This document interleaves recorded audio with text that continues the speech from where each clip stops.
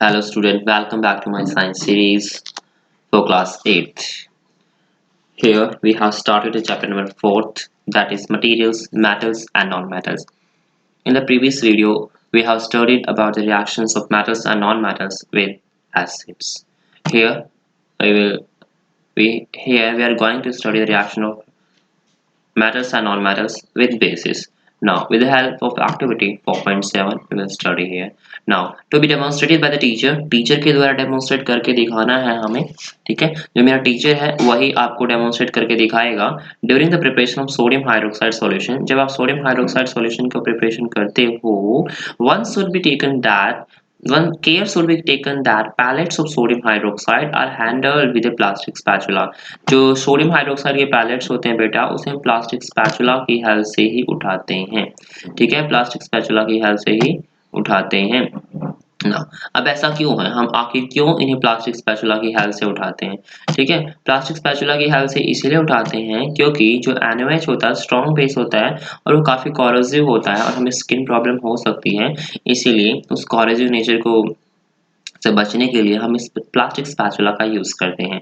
Now prepare a fresh solution of sodium hydroxide in a test tube by dissolving 3 to 4 pellets of 8 in 5 ml of water. हमें क्या करना है, test tube लेनी है, उसके अंदर 3 से 4 पैलेट्स सोडियम हाइड्रोक्साइड के डालने हैं एंड उसके बाद 5 ml वाटर उसके अंदर डाल देना है. नाउ जब हम इसे मिक्स करेंगे तो वहां से हीट एनर्जी निकलती है. तो बेटा ये हीट एनर्जी निकल रही है तो रिएक्शन कैसी है, एक्सोथर्मिक रिएक्शन है. Now drop a piece of aluminium foil into it. अब हमने इसके अंदर एल्यूमिनियम फॉइल का एक पीस डाल दिया, ठीक है. नाउ अगर पीस डालेंगे तो डेफिनेटली एल्यूमिनियम की एक्वस NaOH के साथ रिएक्शन होगी, ठीक है, सोडियम हाइड्रोक्साइड के साथ रिएक्शन होगी. And now bring a burning match stick near the mouth of the test tube. Test tube के माउथ के बिल्कुल नजदीक हमें क्या लेके जानी है, बर्निंग मैच स्टिक लेके जानी है. ऑब्जर्व केयरफुली, और फिर हमें ऑब्जर्व करना है केयरफुली आखिर क्या कुछ चीजें हो रही हैं वहां. Now what does a pop sound indicate? Pop sound क्या इंडिकेट करती है? जो पॉप साउंड आई जो पॉप साउंड आई है वहां से जब मैं बर्निंग मैस्टिक को माउथ ऑफ टेस्ट ट्यूब के पास लेकर गया, ठीक है, टेस्ट ट्यूब के माउथ के पास लेकर जाता हूँ बर्निंग मैस्टिक, तो पॉप साउंड प्रोड्यूस होती हैं.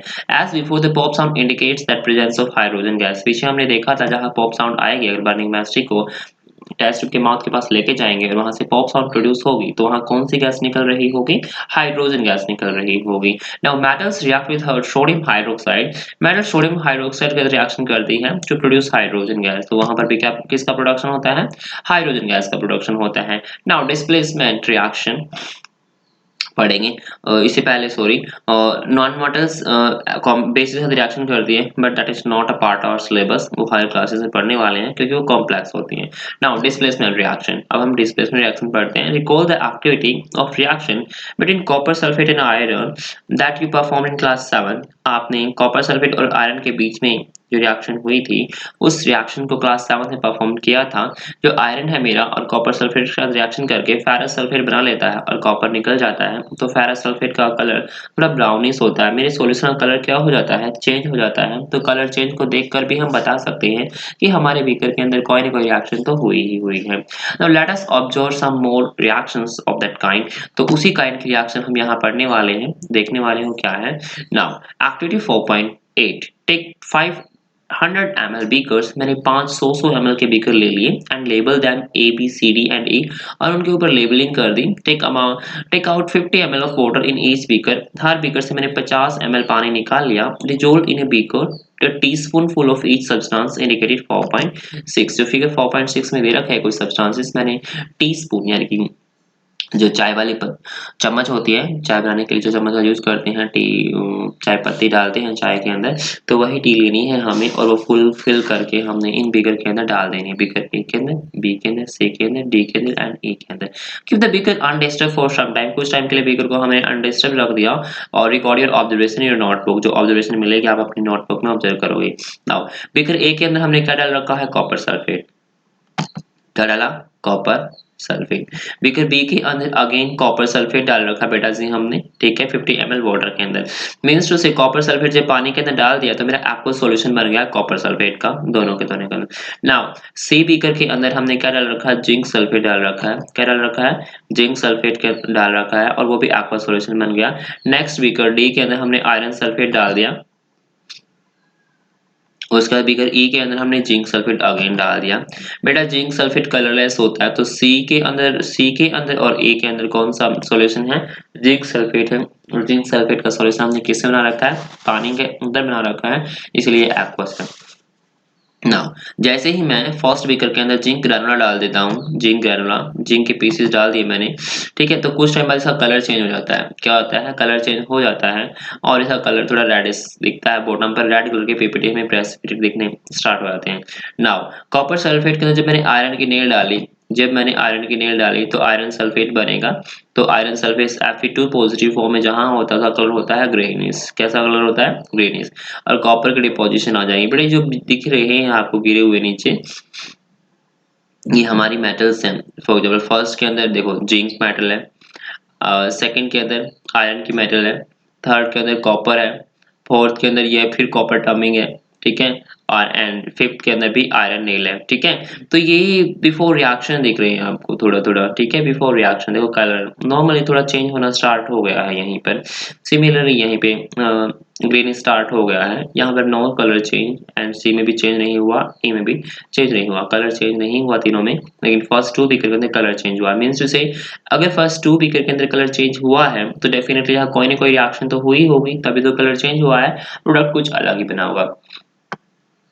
अब यहाँ प्रोडक्ट के बारे में बात कर लेते हैं। जब कॉपर सल्फेट जिंक के साथ रिएक्शन करता है तो जिंक मेरी मेटल कॉपर को डिस्प्लेस कर देती है, क्योंकि जिंक रिएक्टिव है किससे, कॉपर से। इसलिए मेरे पास क्या बनेगा product, zinc sulphate ZnSO4 plus copper, और कॉपर डिपॉजिट निकल जाएगा। रेड कलर के प्रेसिपिटेट होते हैं कॉपर के।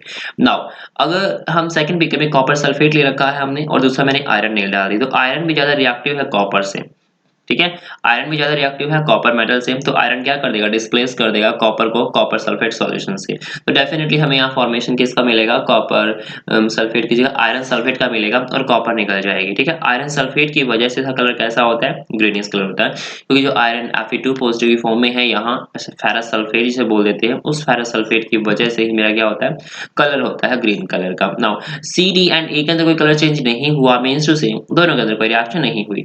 आप बोल सकते हो कॉपर कम रिएक्टिव है जिंक से, तो रिएक्शन होगी नहीं।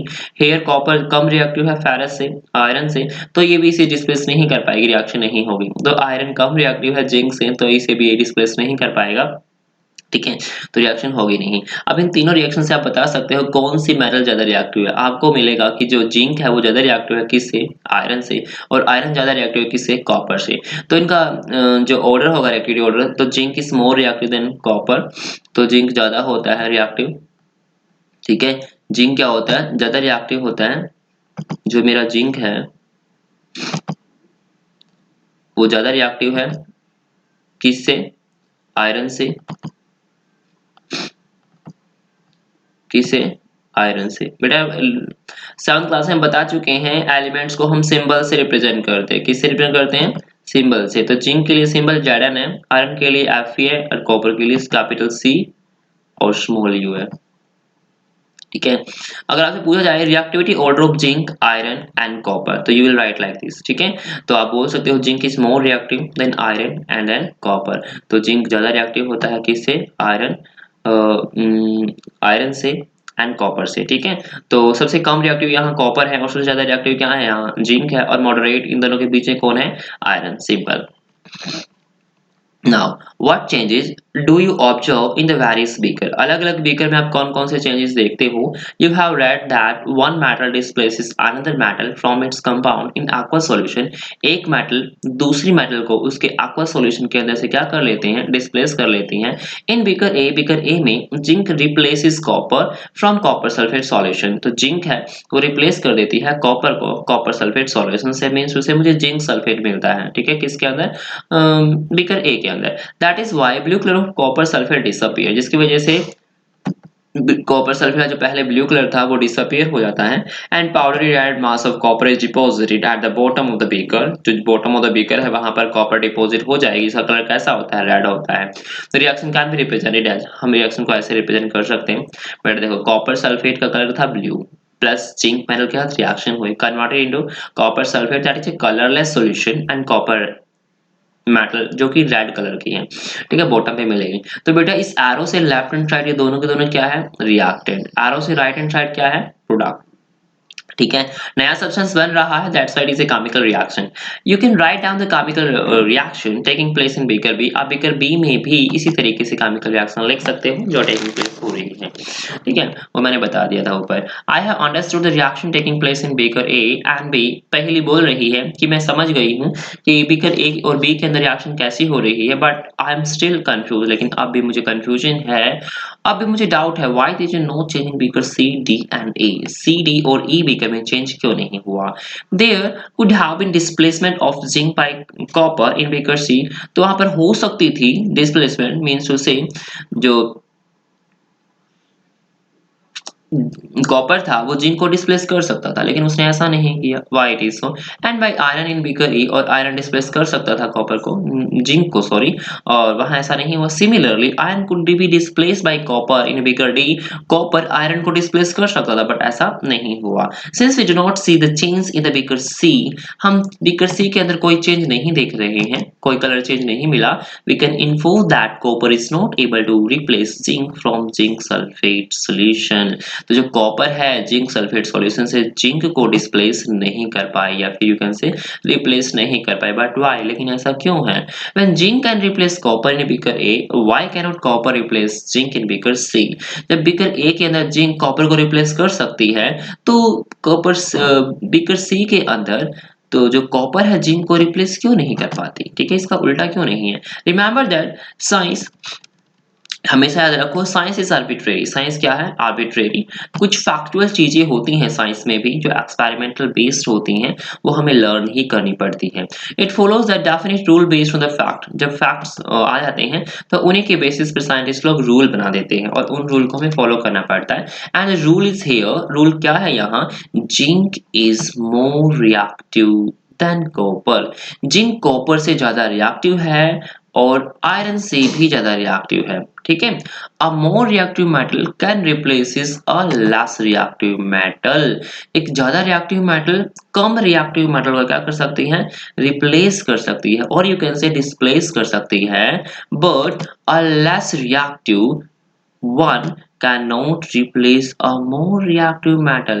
तो more reactive metal को कम reactive metal replace नहीं कर सकती। ठीक है, now you can understand, आप समझ हो गए होंगे why there are no displacement reaction in bigger D and E also। Means two से C के अंदर भी कोई रिएक्शन नहीं हुई, D के अंदर भी नहीं हुई, और E के अंदर भी नहीं हुई। मीन्स टू से जो यहाँ पर रिएक्टेंट थे मेरे पास, जो कॉपर था वो कम रिएक्टिव था जिंक से, इसलिए नो रिएक्शन। कॉपर टर्निंग था फेरस से, आयरन से कम रिएक्टिव था, तो नो रिएक्शन। आयरन था जिंक से कम रिएक्टिव था, that's why you can say no reaction. Now, can you guess the sequence of metal from more reactive to less reactive among zinc, iron and copper? मैं लिख चुका हूँ reactivity order कि zinc, iron and copper में कौन reactive ज्यादा होता है। बेटा आयरन ज्यादा रिएक्टिव होता है, उसके बाद उसकी जिंक सबसे ज्यादा रिएक्टिव होता है, उसके बाद रिएक्टिविटी किसकी आती है? आयरन की, और सबसे कम रिएक्टिव कौन होता है? कॉपर होता है। तो ये है मेरा रिएक्टिविटी ऑर्डर इन तीनों के तीनों मेटल्स का। सबसे ज्यादा रिएक्टिव कौन? जिंक, और सबसे कम रिएक्टिव कौन? कॉपर। सिंपल। तो ओके स्टूडेंट्स, आज के लिए इतना ही। Take care. आई होप आपको अच्छे से समझ आ गया होगा। ठीक है, ओके स्टूडेंट।